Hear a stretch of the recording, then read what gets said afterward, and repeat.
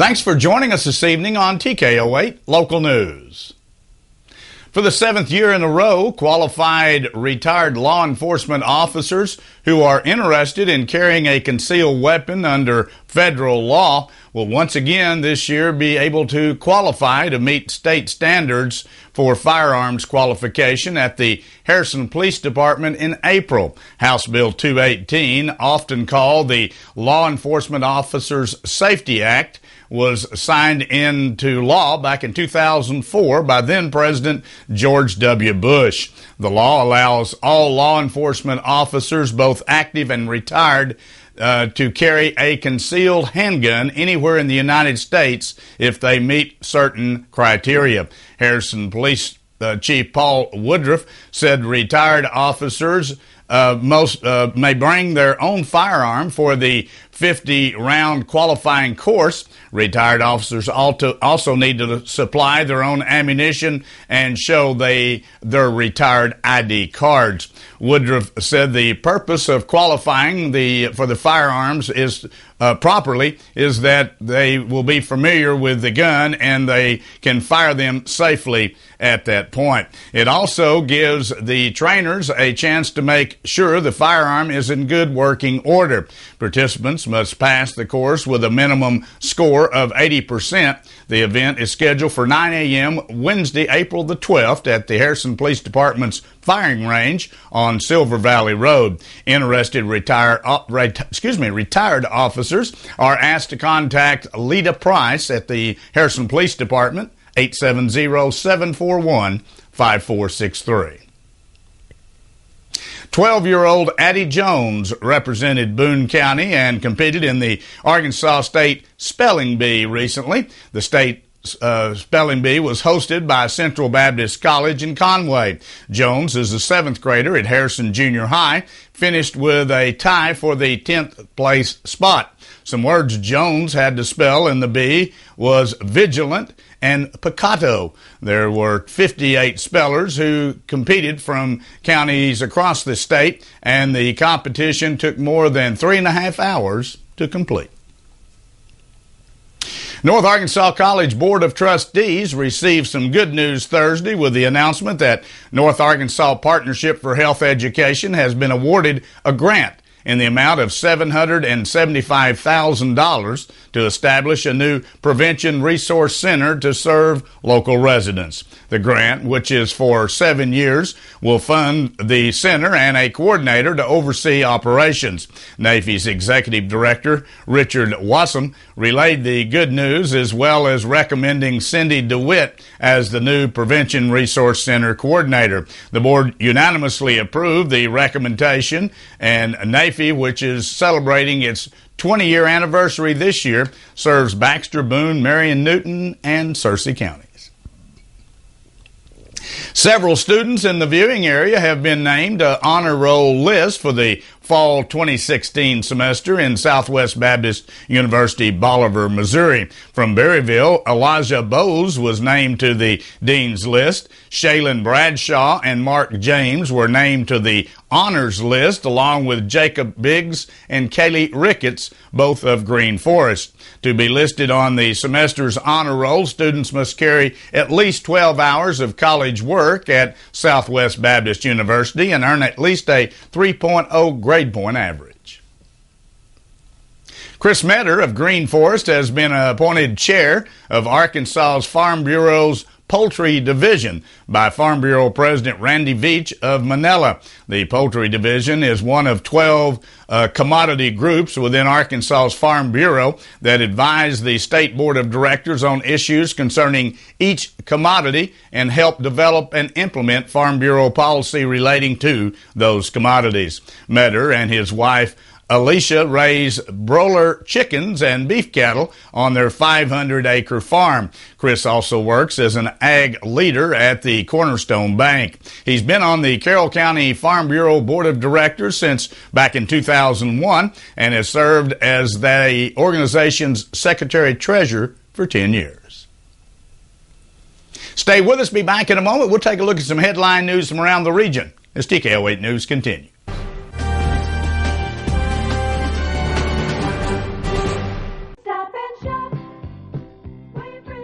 The savory savings continue this week at Edwards Grocery. Check out this week's deals.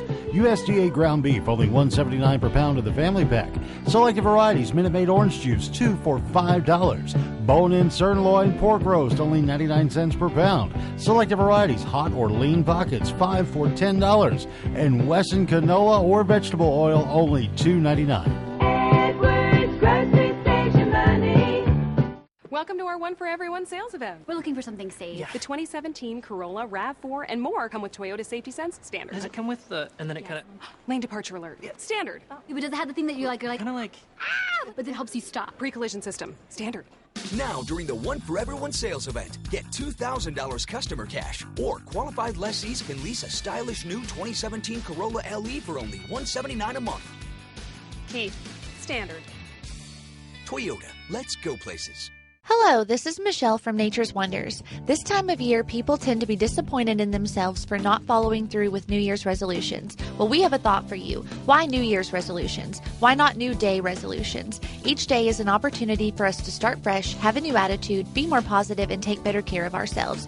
We're here to help by providing the natural and organic grocery and supplements that you need. Come see us at Nature's Wonders on Highway 65 in Harrison, just down from Thompson's Ace Hardware. And remember, when you start each day, make a New Day resolution to be a better and healthier you. Spring is here, and Quality Feed Grains has Spring High Mag Loose Mineral to prevent incidents of grass tetany in your beef cattle. They're now taking orders for baby chicks through May 31st and baby ducks through April 14th.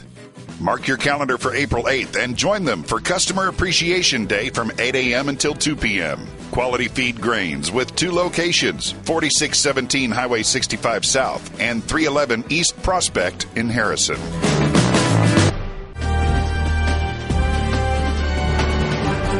The mayor of Berryville says his city has received $61,000 in state grants after he dropped objections to other state grants to a private college in Springdale. Mayor Tim McKinney said he objected in 2014 to $91,000 in general improvement grant funds to Alesha College. McKinney said he was pressured to drop his objection and eventually decided not to block the grant. He said Senator John Woods then offered to support grants for Berryville, and he accepted them because the money went toward local public projects in the area. Since then, Woods said Alesha College President Orrin Parte and consultant Randy Shelton have been indicted for alleged misuse of funds with those grants. A settlement has been reached in the lawsuit against the owners of Dot Mill in Ozark County regarding the drowning of a 13-year-old Shiloh Butcher. The Springfield, Missouri teenager drowned last summer as she became lodged underwater by the dam when trying to save another swimmer. The suit was filed by Butcher's parents on January 10th in Greene County against Peters Properties and settled on January the 19th. Both the parents and Peters Properties waived trial by jury, and a tentative undisclosed amount was approved for the payment. The case was filed against Peters Properties due to the business ownership of the west side of the river at the time of Butcher's death before subsequently being deeded over to the Don Mill Corporation. The settlement amount has not been released and is considered confidential between both parties. 2/3 of the dam has been removed. Police are investigating the death of a Paragould man after juveniles found a body in a ditch. Detective Jake Halley with the Paragould Police Department says some kids were riding their bikes home and found the body in a ditch on Friday night. Halley says the man has been identified as 45-year-old Paragould resident whose name is being withheld at this time. According to Halley, preliminary reports from the coroner show foul play is not suspected, and it's not known how long his body was lying in that ditch. The department's Criminal Investigation Division is still investigating. A bill that cleared a Senate committee last week could bring changes in the way of lottery tickets that can be purchased. Senate Bill 617 would allow stores to decide whether customers could use debit cards as a form of payment for lottery tickets. However, the bill would still not allow customers to pay with forms of deferred payment, such as a credit card. Paragould Dodge store employees said if the bill becomes law, it would make her job easier because she says they get a lot of customers that want to buy lottery tickets, but when they find out that they have to use cash, they just walk out. She adds that since most people who use debit cards over cash, the store could make more money if the bill does pass. Election officials in states across the United States are trying to figure how to fund the nation's next generation of voting equipment. Aging voting machines in many cases have reached the end of their lifespan. A 2002 infusion of nearly $4 billion from the U.S. government to pay for new equipment has largely dried up. Experts warn that it's now a race against the clock in some areas as outdated technology grows increasingly suspect to potentially critical malfunctions. State and county election officials in places such as Texas, North Dakota, and California have sounded the alarm about aging equipment to their respective legislatures as they ask for financial assistance. But it remains a tough sell for cash-strapped legislatures. Before we take a look at the weather forecast for the work week, here's the way the stock market ended today.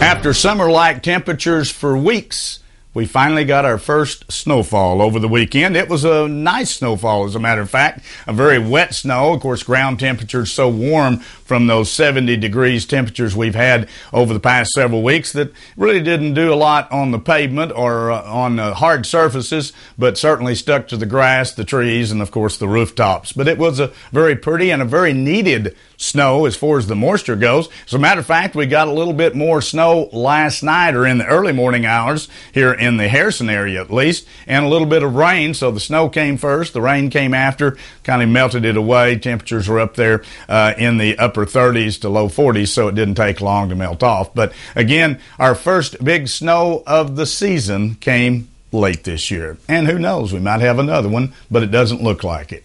Here's the way it goes as we move through the work week. It's going to be a little cool for a while, but then once we get to the weekend, we'll start a warm up, and next week we're back into the 70s again. Tomorrow, under partly cloudy skies throughout the day, still going to be a cool day with a north wind out there of about 8 to 10 miles per hour. Under cloudy skies, 45 degrees for a daytime high. Likewise on Wednesday, not much change there. 45 again with lots of clouds. Thursday, afternoon thunderstorms coming back into the forecast, at least about 30% chance, 51 degrees for an afternoon high. Better chance of rain on Friday. Thunderstorms continue in the area on a slow-moving system, 66 degrees as it warms up in the afternoon, and about 50% chance of some thunderstorms. By Saturday, that system moves off to the northeast, partly cloudy skies. We start the warm-up period, 64 degrees on Saturday afternoon. And the long-range forecast, as I mentioned, for next week, it looks like we're going to start in the upper 60s and be into the upper 70s by the end of next week. So this winter, I guess you'd call it, is going to be short-lived. But we did have some winter, at least some of the white stuff out there. It was a pretty snowfall. Stay with us. Be back in a moment. We'll take a look at sports from around the region as TKO 8 News continues. Hello, this is Michelle from Nature's Wonders. This time of year, people tend to be disappointed in themselves for not following through with New Year's resolutions. Well, we have a thought for you. Why New Year's resolutions? Why not New Day resolutions? Each day is an opportunity for us to start fresh, have a new attitude, be more positive, and take better care of ourselves. We're here to help by providing the natural and organic grocery and supplements that you need. Come see us at Nature's Wonders on Highway 65 in Harrison, just down from Thompson's Ace Hardware. And remember, when you start each day, make a New Day resolution to be a better and healthier you.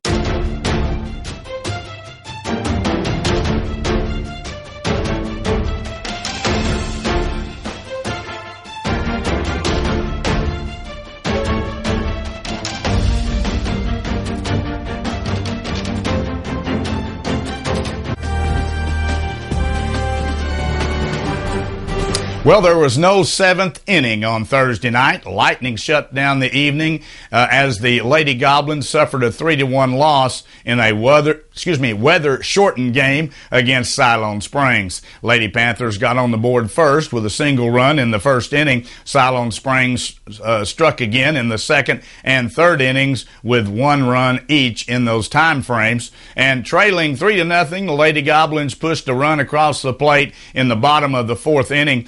Marion Groberg tripled to left field and would later score on a pass ball by Siloam Springs. The score would stay at 3-1 until the top of the seventh inning when Mother Nature interrupted. Lightning in the area shot down through the sky, and the Lady Goblins lost their final chance of erasing that deficit. Tonight, Harrison will head to Dardanelle for a non-conference matchup between returning home against Russellville on Tuesday.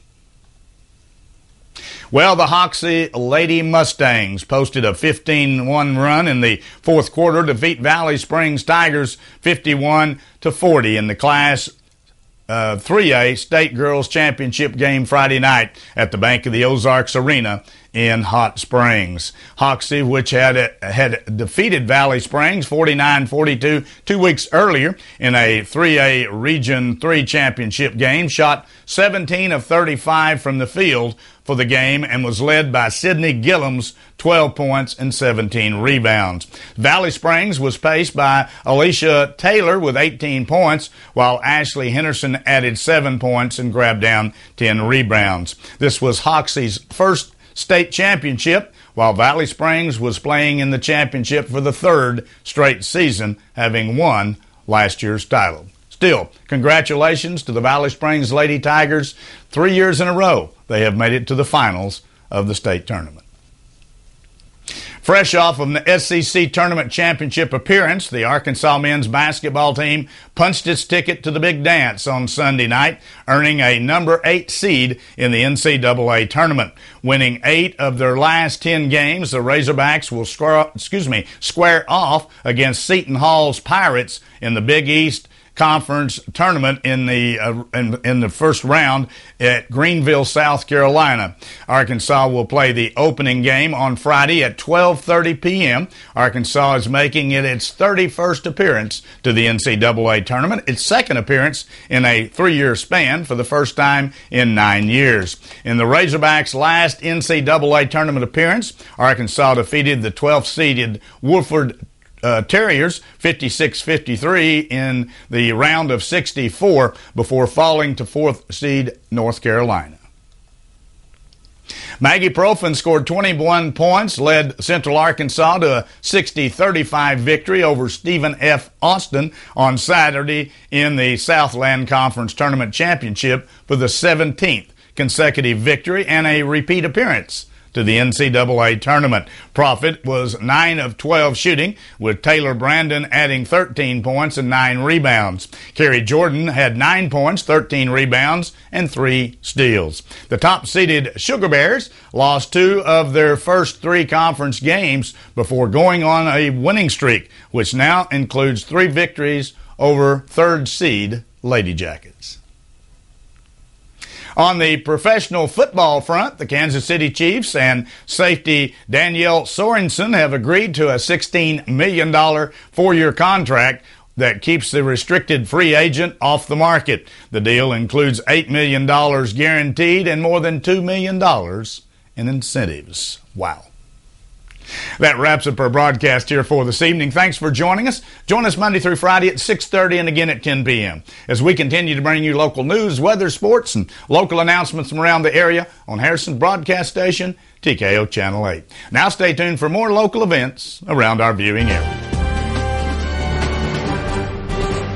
Harrison